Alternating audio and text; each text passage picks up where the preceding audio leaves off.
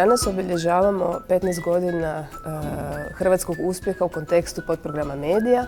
Uloga Medija Deska Hrvatske je savjetodavna i Desk se trudi pozicionirati Hrvatsku u rangu velikih zemalja članica podprograma Medija i bez obzira na raznolike izazove Hrvatska se jako brzo pozicionirala kao mala zemlja velikog uspjeha. Danas govorimo o ukupno povučenom iznosu od 11,5 milijuna eura, čime smo osigurali razvoj 77 hrvatskih filmova i TV serija.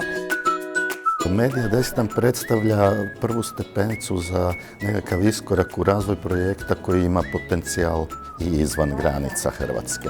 Bez pomoći i bez informacija koje donosi zapravo nismo u prilici lako niti izaći iz ovih okvira lokalnih.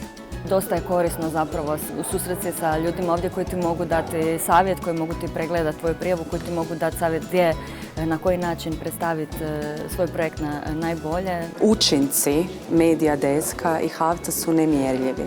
Znači kako su učinili vidljivost veću hrvatskog filma, tako su i u znatnoj mjeri omogućili hrvatskim producentima da dođu do dodatnog izvora sufinanciranja, financiranja. Ove godine smo pripremili jako puno zanimljivih događanja. One su zapravo vezane uz naše ključne festivale, ali i kreativne radionice, odnosno predavanja. Tako smo obilježili 15 godina s Kristinom Pelekani, a danas nam je gošća Wendy Bernfeld koja nas uvodi u ovaj digitalni svijet. Time se pruža ne samo alternativno rješenje gledanja filma, ali produlje vijek trajanja promocije i distribucije filma.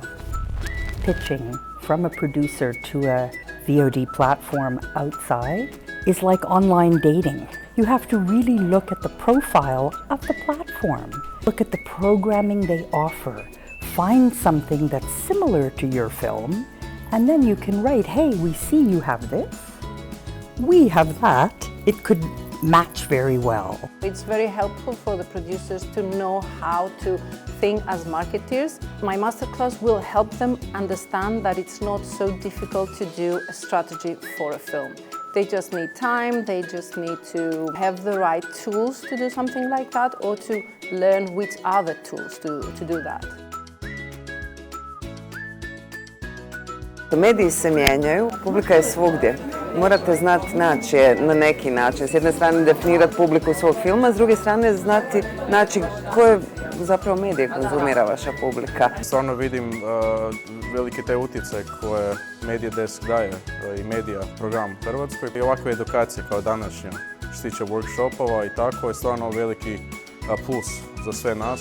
Medija Desk u Hrvatskoj je jako pomogao producentima i filmašima da uopće dođu do nekih sredstava u samom razvoju projekta, ali isto tako da postaju visible, što bi se reklo, znači vidljiva na nekom europskom i internacionalnom tržištu.